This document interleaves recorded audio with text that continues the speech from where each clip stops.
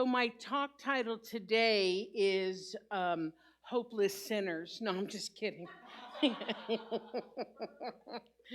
Yeah, that wouldn't quite fly now, would it? No. Would you breathe with me, please? Taking a deep breath.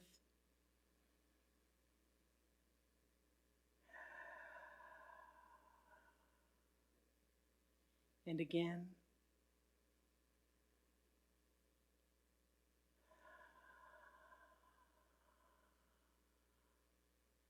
And one more time, deep breath in.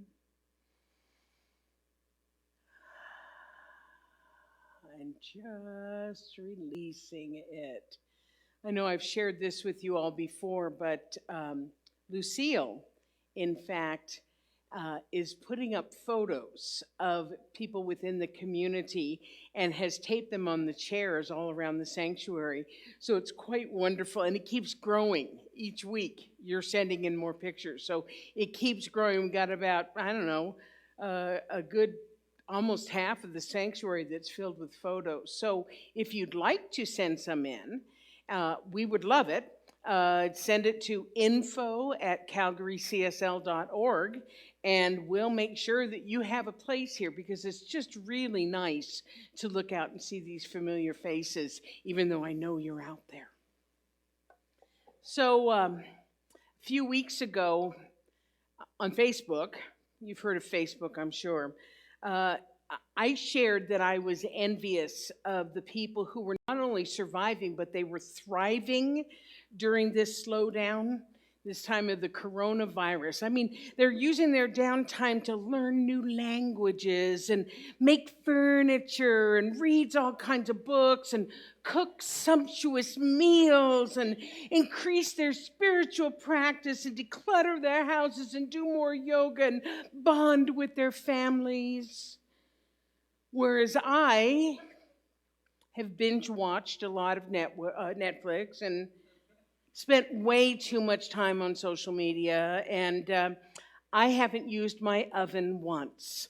So now I know better than to compare myself with other people. I do know that comparison is the thief of joy. But when you have lots of alone time, which I do, and the internet is your main companion, it's easy to temporarily forget what you know. That said, as I've mentioned before, one of the things that I have loved and been so grateful for is that all of the spiritual leaders and the musicians and the creative people who have made their gifts available online for free. Our own musicians have done that, as a matter of fact. And just recently, last week, I had the opportunity to watch the most glorious version of Phantom of the Opera. Now, I've seen this show at least a dozen times and probably more. I know it pretty much word for word.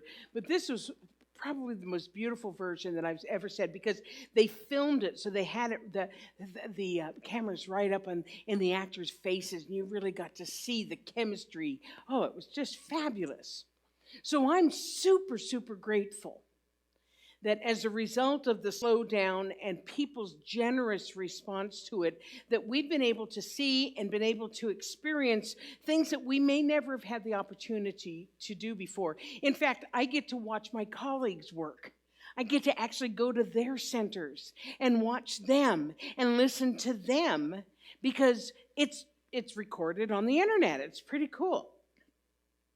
So as much as I have loved that part, there is another part of what has been brought out in me and in others, and that is a whole lot of judgment. You know what I'm talking about? A whole lot of I'm right and you're wrong. From whether or not this virus is a real thing, hear a lot about that. Whether or not the government is doing the right thing, whichever government you happen to be following at the time, to whether or not we should be doing social distancing, or should we have the herd immunity and all that other stuff, whether or not we should be wearing face masks. First we weren't supposed to, now we're supposed to. I mean, it's just so confusing. And whether or not our borders should be closed, and whether or not we should be able to congregate in spiritual community. Now, I have to admit that I was really distressed the other day when we were told that public gatherings of over 15 may not happen again in Alberta until the fall. I had some judgment around that, I have to admit. And even though I had some judgment about it, we are going to continue to comply with those guidelines. So what I'm finding is that there is this dizzying array of disagreement and counter arguments and judgment swirling around, and I don't like what it's bringing out in me when I give into it. Unfortunately, I don't give into it too often, but I have. And I don't like that feeling of being separate from my fellow travelers here on earth. I don't like that. I don't like feeling as if the world has become us against them. Because here's the problem with an us against them mentality, is that depending on the issue, the us's, the people that agree with us or are sympathetic or like-minded, those people can change on a dime, depending on the issue. And the thems, the ones that are holding a different viewpoint, can also change just as quickly. So depending on who it is that we're judging at the time, we might be at odds with the same people who agreed with us on a different issue. And here's the trippiest part.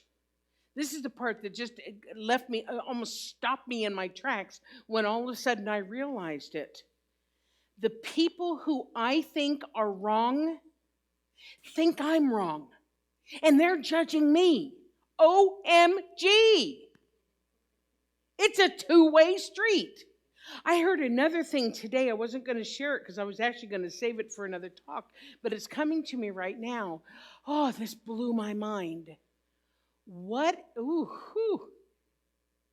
if you are the toxic person in another person's life? Wow is right.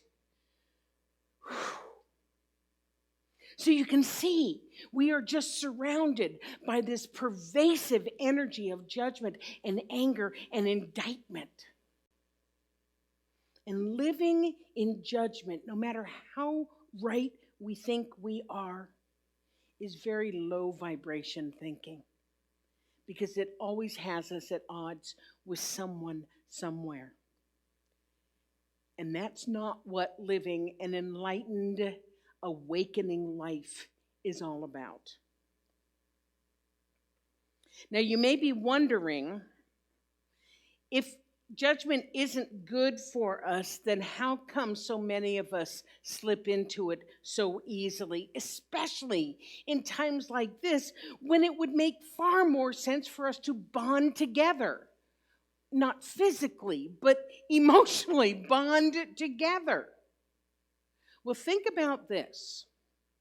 From a physical, psychological perspective, the feeling, the tendency of judgment ties into the amygdala, which is that instinctive reptilian part of the brain that is responsible for safety. That's all it does. It is instinctive, and it is supposed to get rid of danger. Okay? So when we see or we hear something that is contrary to what we think is safe or correct, we immediately judge it as being wrong or bad or scary. So in these times, when we are faced with a threat we don't understand, our instinct is to view anything that is different from what we know as threatening. Unthreatening part of our brain instinctively tries to keep us safe from danger and from unfamiliar things. So in reality, it's doing its job. However, we have evolved from just using our instinct to keep us safe. We have other thinking faculties that help to inform us, such as reason and intuition. And we can rely on those other faculties just as solidly as we rely on our reptilian crocodile brains. And one of those faculties involves our understanding that we are all, at our core, the same. We are made of the same substance. We breathe the same air. We live on the same planet. And each of us has the spark of the divine within us. Because the truth is, we have a whole lot more in common than we do differences. So once we can see that and understand that we are all part of the same thing, then we can understand that even if somebody is thinking differently or has a different culture or is on the other side of an issue, we still all have a common goal. And that common goal is to be happy, to be healthy, to love, to live well. The difference may be in the ways that we go about it, which come from a number of factors, including culture and religion and social standing and race and sexuality. And yet none of these differences, quote, in quotation marks, eliminate the fact that we are all one at the essence of our being. We are one. Say that with me. We are one. One life. That life is the life of God. That life is perfect. That life is my life and your life. So part of our work now especially is to do whatever it takes to expand our acceptance of everyone and to see them as part of us as opposed to separate from us. And I know it's really hard right now. So it's going to take us working consciously, on purpose, to wrestle our minds away from judgment to acceptance, from fear and anger to love. So I have a quote from Ernest Holmes. It's actually a long one, but I just love it. Let me get to it. There we go. He said, "Love overlooks the little differences that we have and finds a point of reconciliation with others. Love creates tolerance and human understanding, without which we become really divided against ourselves, and without which we almost unconsciously become filled with criticism, condemnation, and false judgment. No one can be happy or enjoy the greatest fulfillment of life until he has come to see that most people try to do about the best they can. Only then do we meet that divine creator, which is forever established within every person." Oh. People are doing the best they know how. It seems impossible some days.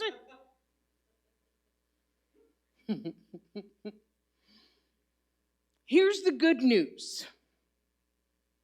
Forgiveness and letting go of judgment is really, really good for you. It's really good for you. And I don't know about the rest of you, but I am spending an awful lot of time trying to do things that are good for me to keep my spirits up. The rabbi, teacher, Jesus said, "Judge not, that ye be not judged. For with what judgment ye judge, ye shall be judged. And with what measure you mete, it shall be measured to you again." What does that mean? It actually means a lot. What it means is that when we judge other people, we are setting a consciousness of judgment in motion, which will attract judgment back to us. In other words, it is that darn law of cause and effect. What we give out, we receive back. It works with the good stuff, like love. It also works with the less good stuff, like judgment. So I'm going to give you a personal example, very, very, very recent, still kind of sore subject for me. I'm embarrassed by this story. But if I can't be honest with you all, then who can I be honest with, right? I mean, seriously. So, I am a frequent poster on Facebook, social media, particularly Facebook. And I love my posts, obviously, since I do it so much, but I love my posts. They range from funny to quirky, animals. Some of them are a little bit naughty. And a lot of them, I hope, are somewhat inspirational. However, the other day, I posted something that I thought was really funny, but it had a judgy political energy to it. Now, of course, my like-minded friends, the people who agree with me, thought it was hilarious. I knew that they would. But those who don't share my politics, which I'm usually fairly quiet about because I don't want to stir that pot, but this one I just did. And so the people who read it and don't share my politics really blasted me. They judged me for being judgy. So then I got defensive and I started judging them for judging me. And then pretty soon other people got involved and they were judging other people and there was all this judging going on. And oh my God, it became this whole thing. And I felt icky about it because that's not how I live my life. I ended up deleting the post and having a sleepless night. But isn't it interesting that the universe provided me with the perfect illustration of judge not by giving me the ultimate judging experience? Because the truth is, I meted out judgment. And I received judgment in return. Ernest Holmes had this to say. He said, "It is only when we have completely forgiven others that we can get a clearance in our own minds. For we are judged by the judgment in which we judge. If we criticize, condemn, condemn, and censure, these are the attributes that occupy our thinking. They will not only reflect themselves outwardly, they will also reflect themselves inwardly.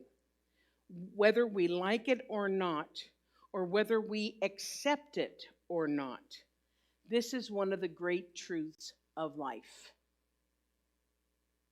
By what measure you mete out judgment, you will be judged accordingly." So you may be thinking, I want to go back. You may be thinking, well, if the minister still indulges in judgment, then what am I supposed to do? Well, you know what? That's the reason I told you my embarrassing story. Because in these times, it is really, really easy to let that swirling energy of negativity get to us. We need to be ever more vigilant too, as Emerson said, stand guard at the portal of your mind. Be cognizant of what you are letting in and what you are letting out. Stand guard at the portal of your mind, and that takes practice. It takes practicing it. It takes blowing it like I did, and then practicing some more. Because the more we practice, the more natural it becomes. And the more natural it becomes, the fewer times that we relapse into the abyss of negativity. That is the work of forgiveness. That's the work of consciousness building. It's the work of raising our vibration. And there has never been a time when it is more important than it is right now. To raise our vibration, to increase our consciousness, to let go of the things that no longer serve us, as Amy so beautifully sang. Somebody shared this recently, and I just thought it beautifully illustrated what I'm talking about. And it shows the globe, and it shows like a net, like Indra's net, and hands that are working on it. It says we can join hands only when our fingers are not pointed toward each other. We can spread light only when all our hearts are vibrating together. In order to achieve world peace, we must first master inner peace. So I thought that it would be nice to end today's talk with a brief guided meditation. So, Steph, if you can come on up. This particular, the kind of the core of this meditation was inspired by my sister, Beth Haas, who many of you know. Beth had done a meditation the other day in a Zoom call with a group of other people, and she described it to me, and I love the concept of it so much that I decided to incorporate it into today's talk. So while we get this, why my heart starts beating again. Oh, golly. Okay, so I'm going to invite you to settle into your chair or your bed or your floor, wherever it is that you are. And feel it supporting you as you are there. Close your eyes if that's comfortable to you. And just put your focus on your breathing. As you find yourself relaxing, becoming more and more open, more and more at peace.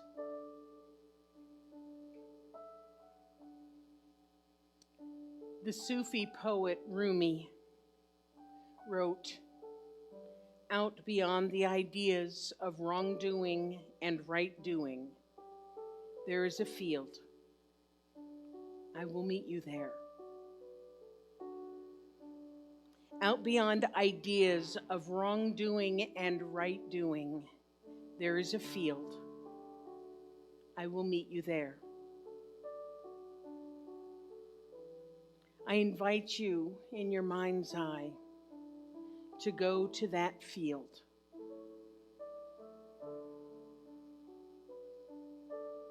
And once you are there, you see people of every walk of life. Every belief, every race, every gender, every sexual preference, every culture, every political belief.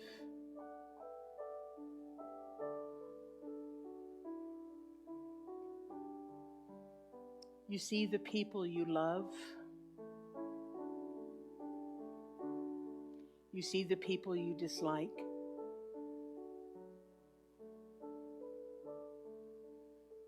You see the people whom you haven't been able to forgive.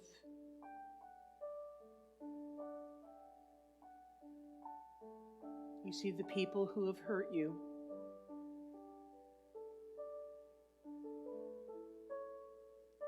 You see the people you have hurt.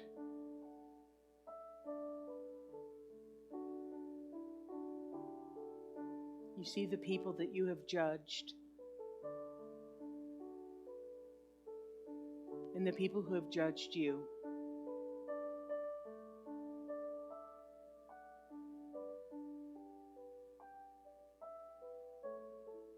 Everyone in Rumi's field,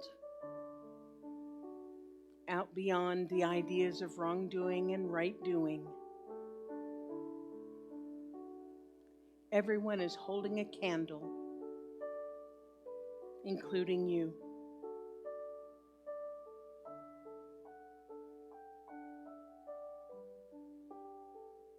As you look around the field, you find that after a while, you no longer see the differences. All you see is light.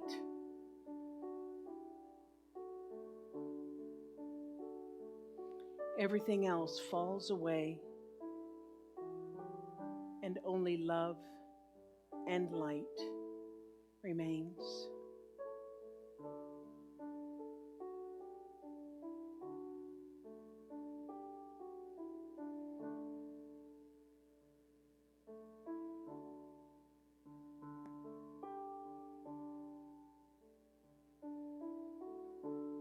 You say to them,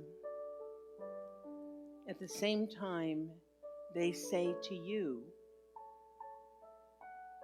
this is a place for all, beyond ideas of wrongdoing and right doing. This is a place for all.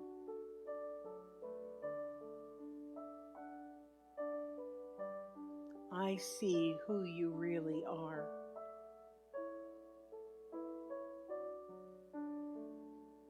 I recognize your light, because your light looks like my light. And you are welcome here.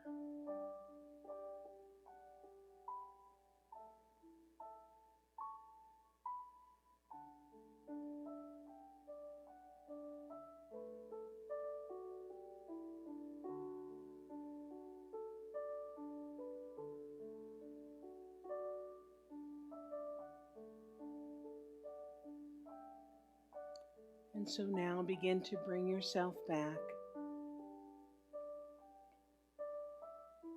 You can always go to the field, out beyond wrongdoing and right doing.